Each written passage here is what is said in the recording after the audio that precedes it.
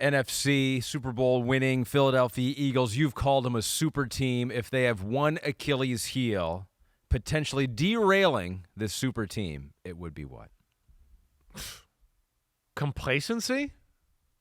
I mean, I'm not going to sit here and tell you I think there's a problem with their roster. I don't know. I'm not going to sit here and go call them an all-star team on national TV and tell everybody in the world that I think they're like the most talented team I've seen in this century, let alone their offensive line rivals the Cowboys of the 90s. Like, no, I don't really have it. Are they as close to a perfect team that we have seen in quite some time? I think so. And you know, if I had to get into the X's and O's a little bit, like, all right, complacency and that, like, hey, we're awesome, we're the best. If just we step on the field, we're that. Okay, if you want to get to the X's and O's, is, hey, can the passing game be more explosive and consistent, right? You know, again, like, we went through a period of time last year where for a Super Bowl team, their passing offense was less than, right? I mean, I don't think anybody would argue that. It finished strong. But damn, if Jalen Hurts can play like he did in the NFC Championship game in the Super Bowl, shit, they're capable of going 16-1, 15-2. Sure, there's nothing I can look at other than that right there. Those two things: complacency, consistency in the passing game. Yeah, I mean, they're basically running it back from last year. There's a little bit of changeover in the second string on the offensive and defensive side of the ball. Right. Some rookies and guys they brought in, Yep. but the starters are basically what they won with last year. The Washington Commanders, huge jump up last year.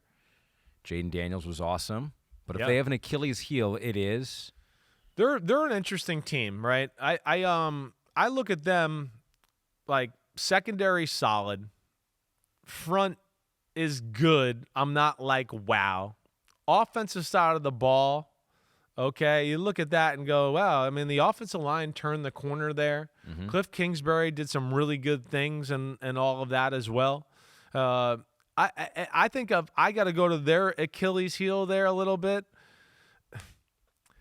I feel like this is one I've kind of been all over the place a little, I'm going to go back to the D-line a little. Okay. I am. I mean, I know we got Von Miller. They feel good, but like I don't know what that is. Great. Okay, Dorrance Armstrong's a good player. I got that, right? Deron Payne is by far their best player there. I think they overpaid Javon Kinlaw a little. I think that's kind of where I look at it to be. Again, it's a pretty well-orchestrated roster to where I don't look at it. You know, I was like thinking like, oh, maybe their biggest thing could be the sophomore slump, right? Do I want to do something with the Terry McLaurin contract or all that? But as I get to them and look at their roster, I feel like I always kind of come back to going, hey, their D-line's good, but I don't know if it's as up there with some of the top-notch teams in the sport. I'm not sure I'm ready to say all of that. And, yeah, I want to see what Von Miller is. I want to see what Javon – there's a reason Javon Kinlaw, this is his third team in, 4 years, right? So, yeah, I guess that's where I feel in that one a little bit If they more. don't figure it out with Terry McLaurin, obviously the wide That's the receiver one, too. room That's where it's like theirs is a lot of situation. that type of stuff. The Yeah. distraction of Terry McLaurin. Are they going to – feel too confident going into a year two with Jaden Daniels thinking like, hey, we got to the NFC Championship last year. Why won't we do that again? I mean, yeah, sure, some of that stuff, but I feel like I still go back to that D-line here when I look at them. Commanders trying to catch a perfect team in the NFC East and the Eagles. Speaking of perfect teams, my Detroit Lions, now that we're healthy on the defensive side of the ball. Yeah. Yeah, I'm well. Again, another team like not going to say like the Eagles, but there's not much here. Gosh, just tried to slip that in there. The coordinators is a huge deal. It's a huge deal, and I still think I'd look at it and go, we know we got the pass rush, one more pass rusher, but I'm not going to put that in the category as coordinators and interior O-line, like you heard me say on Monday. Yep. It's a little all over the place. We don't know that. It's been such a strength for them. It's a strength. I mean, your offense has been unstoppable the last few years because the O-line has been able to just physically impose its will on anybody to where Jahmyr Gibbs is the kind of guy that could lead the NFL in rushing. I mean, Montgomery almost got 1,000 yards last year too, and he was hurt a bunch of games. Like, I mean, that it all starts with that. And then that leads to Jared Goff and the play action pass and everything there. So I'm going to say that O-line. Yeah. I'm going to say, see where it goes.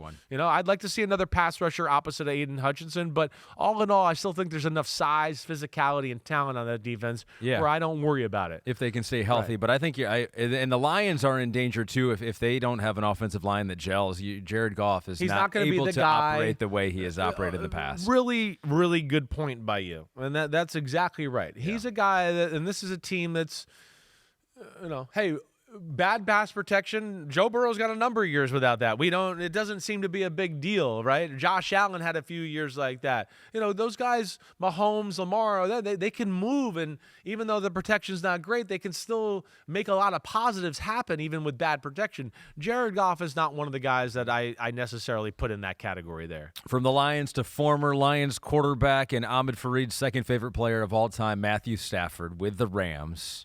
His back would be one potential Achilles heel. Yeah, his back would be one. I look at them like definitely that. Offensively, I don't know if there's any issue I really look at there. My Achilles with them would be their secondary. That would be it. And not that it's horrible. Again, this is a team we're talking Super Bowl window for sure. Love the O-line, love the running back. Good for Kyron Williams getting the contract. The Devontae Adams addition, I think, is going to help their team. We know their front seven is pretty damn good.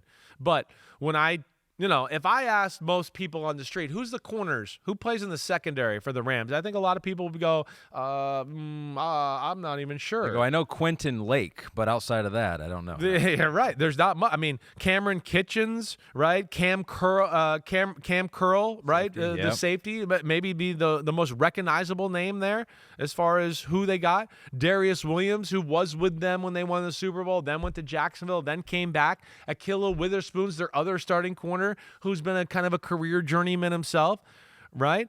And so, that's where I look at them, and they were in that Jalen Ramsey trade conversation a little bit, but I think because of that. Yeah. But that's what I worry about. I do they play a lot of zone, and you know me. I mean, if you got to play certain teams, if you're going to sit there and play Lamar or Josh Allen or Mahomes or Burrow, and you're going to play zone against them in the Super Bowl, I'm sorry.